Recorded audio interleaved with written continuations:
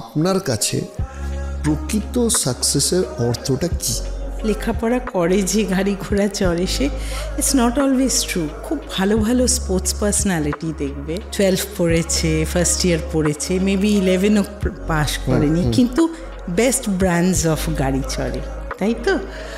Is it defined as success? মানে definition of success আর relation to money বা what you achieve, দুটো কি এক? আমার মনে হয় না। ডেফিনেটলি তোমার লাইফে ভালো করতে গেলে, এস্টাবলিশড হতে গেলে তোমার মানিটা ইজ আ পার্ট, কিন্তু আলটিমেটলি সাকসেস ইজ স্যাটিসফ্যাকশন।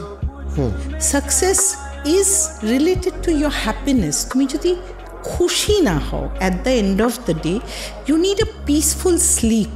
তুমি সোনার খাটে শোবে কিন্তু ঘুমটা এলো না, that is not success. Success is something much, much more. If you earn money but you do not have your health with you, actually you are not successful. You have money but you're not having the smile on your face, you are not successful.